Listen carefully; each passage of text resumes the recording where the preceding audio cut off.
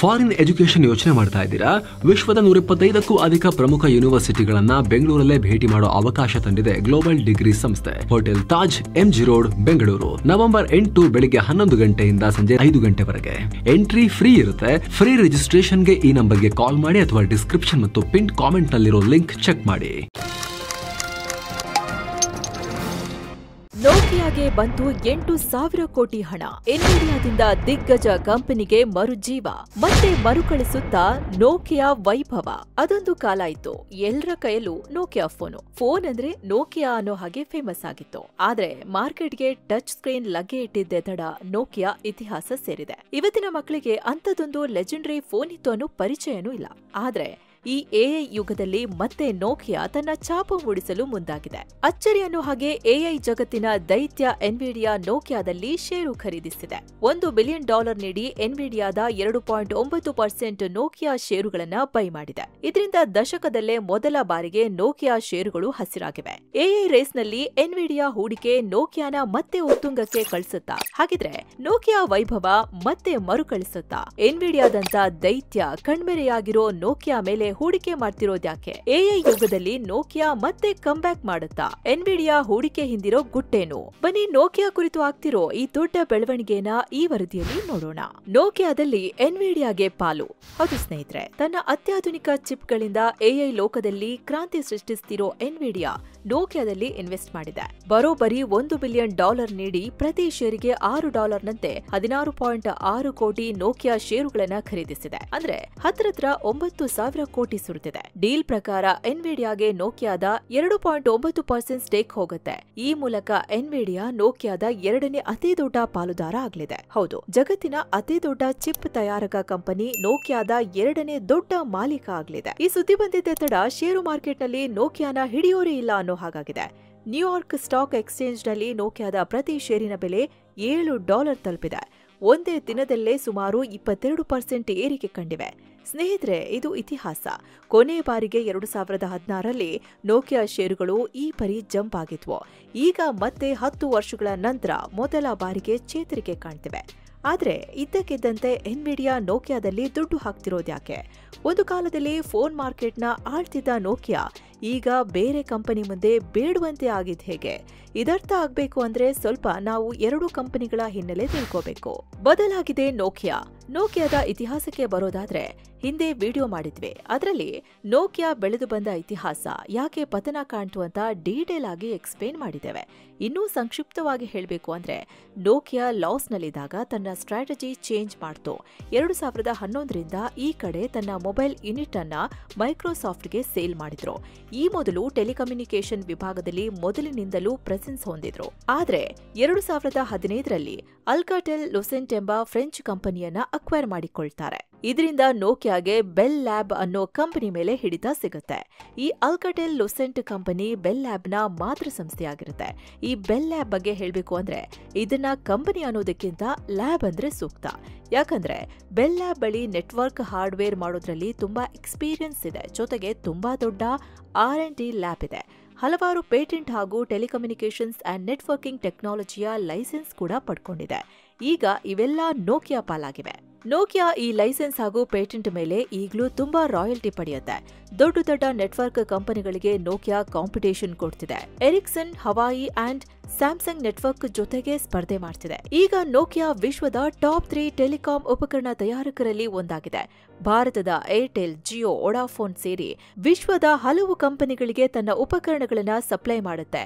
Internet of things ಅಂದ್ರೆ ಇಂಟರ್ನೆಟ್ಗೆ ಬೇಕಾಗೋ hardware, ಸಾಫ್ಟ್ವೇರ್ಗಳನ್ನ Nokia ಈಗ ರೆಡಿ ಮಾಡ್ತಿದೆ. ಹೀಗಾಗಿ ನೋಕಿಯಾ ಈಗ ಕೇವಲ ಫೋನ್ ಕಂಪನಿಯಲ್ಲ, ದೊಡ್ಡ ಟೆಲಿಕಾಂ ಪ್ಲೇಯರ್. ಆದ್ರೆ ಎನ್ವಿಡಿಯಾ ಯಾಕೆ ಅದರತ್ತ ಕಣ್ಣು ಹಾಕಿದೆ?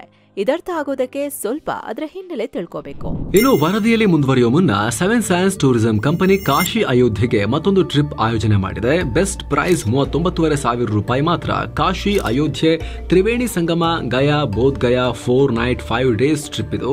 ಫ್ಲೈಟ್ ಟಿಕೆಟ್ಸ್ 3 ಸ್ಟಾರ್ ಹೋಟೆಲ್ನಲ್ಲಿ ಸ್ಟೇ, ಆಲ್ ಮೇಲ್ಸ್ ದೇವರ ದರ್ಶನ, ಎಸಿ ಟ್ರಾನ್ಸ್ಪೋರ್ಟ್ ವ್ಯವಸ್ಥೆ, ಬೋಟಿಂಗ್ ಮತ್ತು auto charges, 24/7 Kannada tour manager ಸೌಲಭ್ಯ, ಹಾಗೆ ಹಿರಿಯ ನಾಗರಿಕರಿಗೆ ವಿಶೇಷ ಕೇರ್ ಕೂಡ ಇರುತ್ತೆ. ಇದೆಲ್ಲ ಇನ್ಕ್ಲೂಸಿವ್ ಪ್ಯಾಕೇಜ್ ಇದು. ಹೊರಡೋ ದಿನ ಡಿಸೆಂಬರ್ 3, 2025. ಕೆಲವೇ ಸೀಟುಗಳು ಲಭ್ಯ. ಆಸಕ್ತರು ಈ ನಂಬರ್ಗೆ ಕಾಲ್ ಮಾಡಿ ನಿಮ್ಮ ಸೀಟನ್ನ ಕೂಡ ಬುಕ್ ಮಾಡಿ. ಬನ್ನಿ ಈಗ ವರದಿಯಲ್ಲಿ ಮುಂದುವರಿಯೋಣ.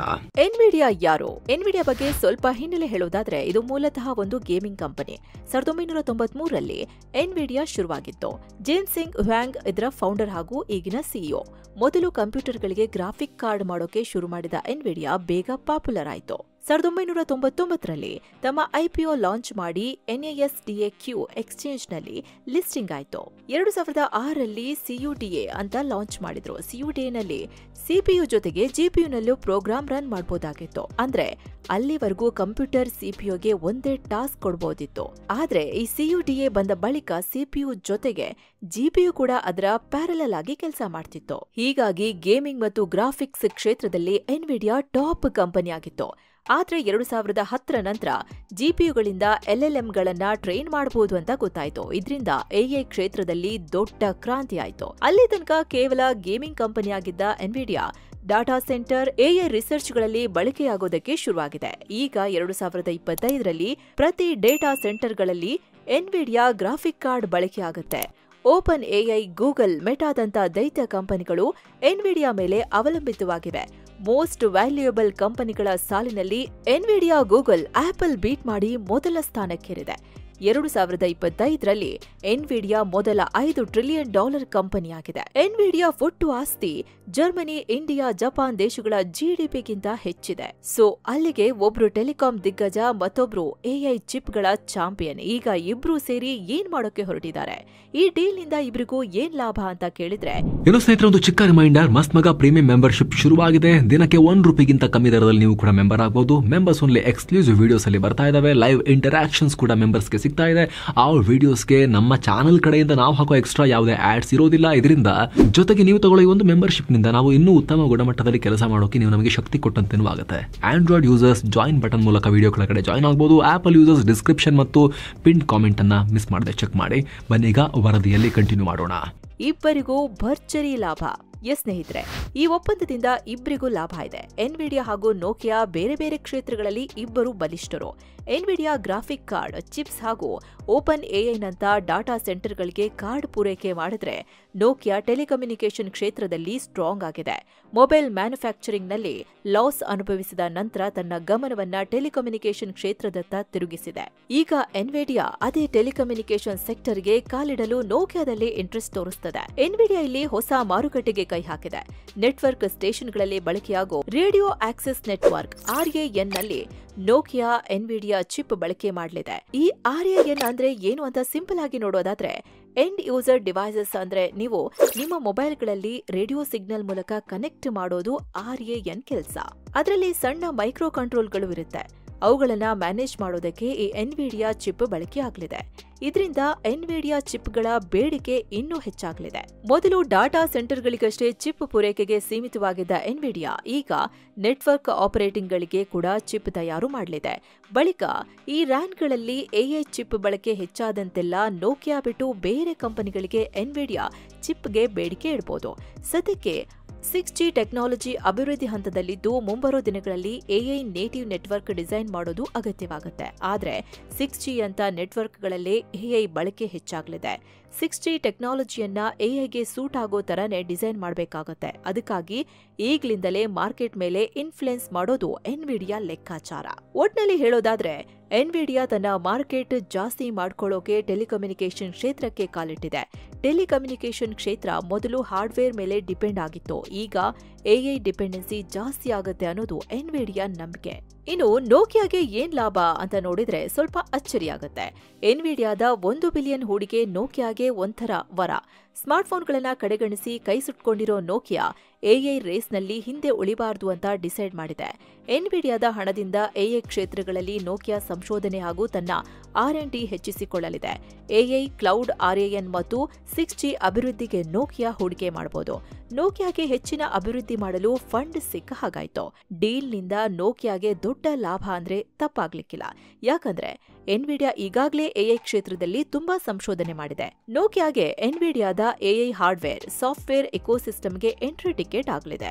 ನೋಕಿಯಾ ತನ್ನ ಕಾಂಪಿಟೇಟರ್ಗಳಿಗಿಂತ ಮೊದಲು ಎಐ ನೇಟಿವ್ ನೆಟ್ವರ್ಕ್ ಪ್ರಾಡಕ್ಟ್ ಮಾರ್ಕೆಟ್ನಲ್ಲಿ ಮೇಲುಗೈ ಸಾಧಿಸಬಹುದು. ನೋಕಿಯಾ ಎನ್ವಿಡಿಯಾ ಚಿಪ್ ಖರೀದಿ ಮಾಡೋದ್ರಿಂದ ಇಬ್ಬರ ನಡುವೆ ಟೆಕ್ನಾಲಜಿ ಶೇರಿಂಗ್ ಆಗತ್ತೆ. ಒಬ್ಬರ ಮೇಲೆ ಒಬ್ರು ಅವಲಂಬನೆಯಿಂದ ಬೇರೆ ಕಂಪನಿಗಳು ಮಾರ್ಕೆಟ್ ಕ್ರ್ಯಾಕ್ ಮಾಡೋದು ಸ್ವಲ್ಪ ಕಷ್ಟ. ಎನ್ವಿಡಿಯಾ ಹೂಡಿಕೆ ಕೇವಲ ಲಾಭದ ವಿಚಾರ ಅಷ್ಟೇ ಅಲ್ಲ, ಬದಲಾಗಿ ಎನ್ವಿಡಿಯಾದಂಥ ದೈತ್ಯನಿಂದ ಹೂಡಿಕೆ ಮಾಡಿದಾಗ ಜನ ಕಂಪನಿಗಳು ಕೂಡ ಹೂಡಿಕೆ ಮಾಡೋದಕ್ಕೆ ಮುಂದೆ ಬರ್ತಾರೆ. ನೋಕಿಯಾ ಕಂಪನಿ ಇಮೇಜ್ ಕೂಡ ಇಂಪ್ರೂವ್ ಆಗುತ್ತೆ, ಬ್ರ್ಯಾಂಡ್ ಇಮೇಜ್ ಜಾಸ್ತಿ ಆಗುತ್ತೆ. ಆದ್ರೆ ಇಷ್ಟೆಲ್ಲ ಹೂಡಿಕೆ, ಹೊಸ ಟೆಕ್ನಾಲಜಿ, ಹೊಸ ಅವಕಾಶಗಳು ನೋಕಿಯಾದ ಗತವೈಭವನ ಮತ್ತೆ ಮರುಕಳಿಸುತ್ತಾ, ಮತ್ತೆ ಕಮ್ಬ್ಯಾಕ್ ಮಾಡುತ್ತಾ ನೋಕಿಯಾ. ಫಿನ್ಲ್ಯಾಂಡ್ನಿಂದ ಶುರುವಾಗಿದ್ದ ನೋಕಿಯಾ ಜರ್ನಿ ಇಡೀ ವಿಶ್ವವನ್ನೇ ವ್ಯಾಪಿಸಿತ್ತು. ಆದ್ರೆ ನೋಕಿಯಾ ಮತ್ತೆ ಮೊಬೈಲ್ ಫೋನ್ ಕ್ಷೇತ್ರಕ್ಕೆ ಕಾಲಿಡೋದು ಡೌಟ್. ಯಾಕಂದ್ರೆ ಈಗಾಗಲೇ ಚೈನೀಸ್ ಫೋನ್ ಕಂಪನಿಗಳು ಮಾರ್ಕೆಟ್ನಲ್ಲಿ ತುಂಬಿ ತುಳುಕ್ತಿವೆ. ಈಗ ಮತ್ತೆ ಮೊಬೈಲ್ ಫೋನ್ ಮಾಡಬೇಕು ಅಂದ್ರೆ ಅದು ಕಷ್ಟ.